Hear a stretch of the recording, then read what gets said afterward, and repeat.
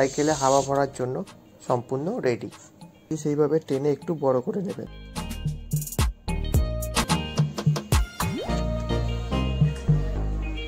এখন আমি এখানে একটা নতুন সুইচ লাগালাম। ঠিক না খুলেও আপনি পরে কোনো কিছুর সাহায্যে আপনারা দেখে নেবেন। উপরের দিকে চাপ দিলেই দেখবেন সুইচটি এইভাবে বেরিয়ে এলো।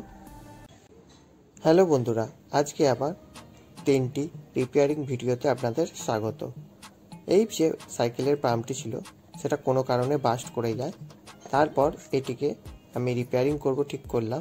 প্রথমে এই খুলে যাওয়া জায়গাটিকে গ্লু গান দিয়ে ভালো করে আটকে নিয়ে আবার কাঠের মধ্যে ভালো করে চেপে চেপে লাগিয়ে দিলাম। এরপর গ্লু গানটি ঠান্ডা হয়ে যাওয়ার পর গ্লু গানটি চারপাশ দিয়ে খুলে নিলাম। তারপর ওই ফাঁকা জায়গাটিকে আরেকটু এয়ার টাইট করার জন্য চারপাশে ফেভিকুইক দিয়ে লাগিয়ে দিলাম, যেটা এখন আপনারা ভিডিওতে দেখতে পাচ্ছেন।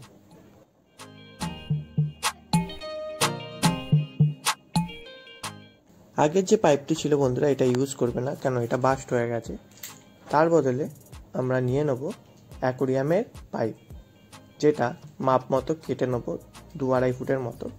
তারপর আগে যেই সকেটগুলো ছিল সেইটি প্রবেশ করিয়ে দেবো। এর প্যাচের দিকটা বাইরের দিকে রাখবো। তারপর বন্ধুরা একটি লাইটারের সাহায্যে পাইপটি একটুখানি গরম করে নিয়ে আর এই প্লাস্টিক সাহায্যে ওইটিকে এইভাবে যেইভাবে আমি দেখিয়েছি সেইভাবে টেনে একটু বড় করে নেবেন। তাহলে দেখবেন এর মধ্যে খুব সুন্দরভাবে ঢুকে গেছে।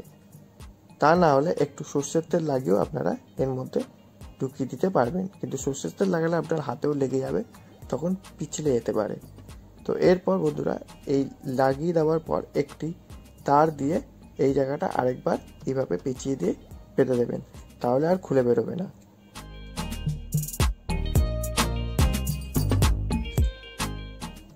এখন বন্ধুরা সেই সকেটগুলো আবার এই প্যাচের মধ্যে এইভাবে লাগিয়ে দিয়ে আবার অপর দিকের পাইপটাও ঠিক ভিডিওতে দেখানোর মতন এইভাবে বড় করে নিয়ে সেই জায়গায় আবার প্রবেশ করিয়ে দিয়ে দুদিকটা এইভাবে কমপ্লিট করে দিলাম। এরপর একটি টেফলন টেপকে এইভাবে প্যাচ করে এই মুখটিকে এইভাবে পেঁচিয়ে দিয়ে পাম্পের যে অপর দিকটি ঠিক এইভাবে ফিটিং করে দিলাম। এখন সেই পুরনো পাম্পটি বা খারাপ হয়ে যাওয়া পাম্পটি সাইকেলে হাওয়া ভরার জন্য সম্পূর্ণ রেডি। তো চলুন এরপরে সাইকেলে হাওয়াটি দেখা যাক। এই হচ্ছে বন্ধুরা আমার সাইকেল। যেই সাইকেলের পেছনের টায়ারে হাওয়া দেখতে পাচ্ছেন সম্পূর্ণ বেরিয়ে গেছে। এখন আমি এই পাম্পটির সাহায্যে দেখব হাওয়া ঠিক মতন হচ্ছে কিনা।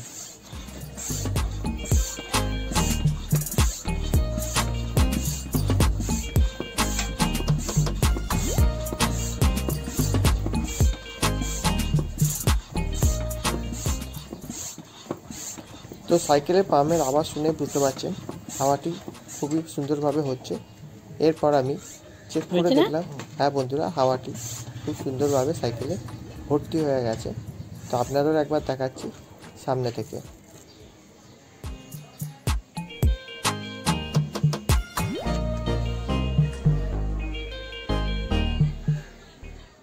তো বন্ধুরা এখন সামনের টায়ারেরও হাওয়া বেরিয়ে গেছে। তো সামনের টায়ারটা একবার আপনাদের হাওয়া দিয়ে দেখাচ্ছি যে হাওয়াটা কত সুন্দর সাইকেলের মধ্যে হচ্ছে।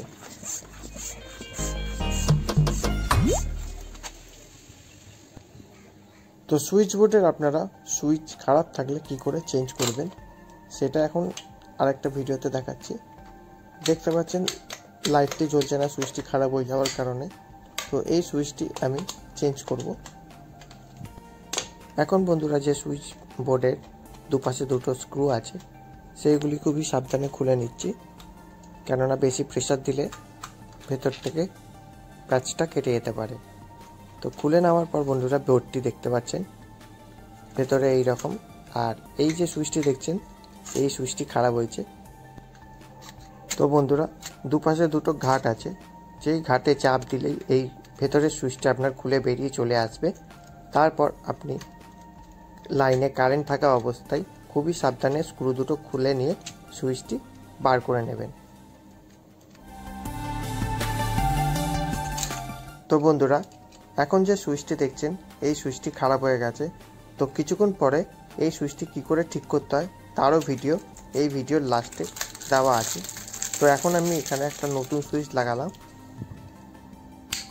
নতুন সুইচটা বন্ধুরা বোর্ডটি না খুলেও আপনি বাইরে থেকে সাইড থেকে কোনো পাতলা কিছু দিয়েও খুলে বার করেও লাগাতে পারেন, কিন্তু তাতে ড্যামেজ হয়ে যাওয়ার ভয় আছে।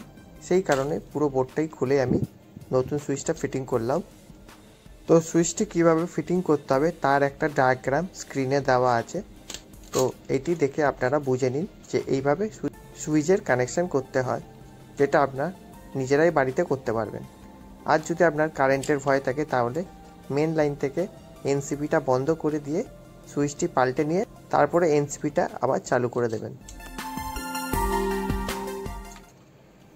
তারগুলি জায়গা মতন ফিট করার পর টেস্টার দিয়ে টাইট করে এরপর আবার যেরকম ছিল পুনরায় সেইভাবে বোর্ডটিকে ফিটিং করে দিচ্ছি।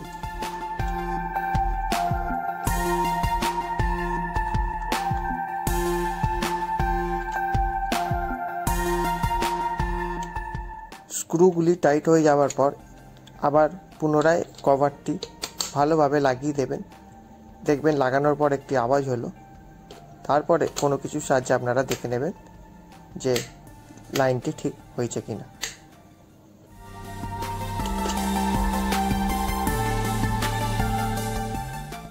এখন যে বন্ধুরা সুইচটি খারাপ হয়ে গেছিল সেই সুইচটিকে কিভাবে ঠিক করতে হয় চলুন দেখে নিই।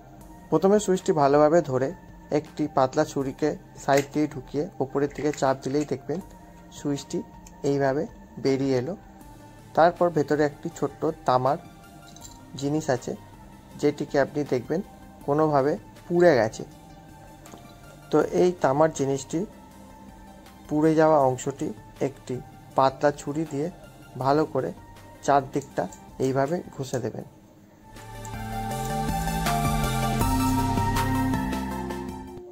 এরপর বন্ধুরা দুটি প্লাসের সাহায্যে ঠিক যেভাবে দেখানো হয়েছে সেইভাবে এই পাতটিকে বেঁকিয়ে নিন। শুধু বন্ধুরা ওই টুকরো পাতটি নয়, তার সাথে সুইচের ভেতরে এই জায়গাটিকেও ভালো করে একটু ঘষে নেবেন, কেন এই জায়গাটাও পুড়ে যায়। তো পুড়ে যাওয়া অংশটি ঘষে নেওয়ার পর দেখবেন ওই জায়গাটা পরিষ্কার হয়ে গেছে। এরপর আবার ওই পাতটিকে নিয়ে আরেকবার একটু চেক করে নিন যে সম্পূর্ণ ঘষাটা ঠিক হয়েছে কিনা বা কোথাও কোনো পোড়ার দাগ আছে কিনা। এই জিনিসটি করা হয়ে গেলে পাতটি একটি প্লাসের সাহায্যে ভেতরে প্রবেশ করিয়ে এইভাবে বসিয়ে দিই।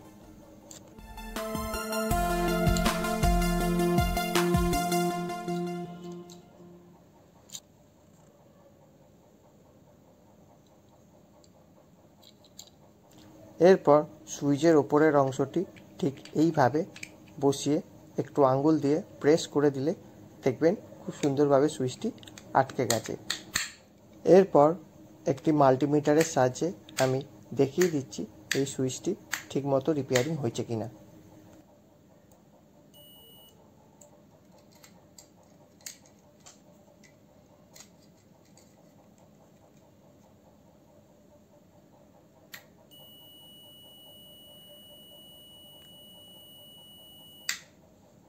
তো বন্ধুরা আজকে আমার এই ভিডিওটি ভালো লাগলে ভিডিওটিতে একটা লাইক করে দেবেন, আর প্লিজ প্লিজ প্লিজ চ্যানেলটি একটু সাবস্ক্রাইব দিয়ে আমার পাশে থাকবেন।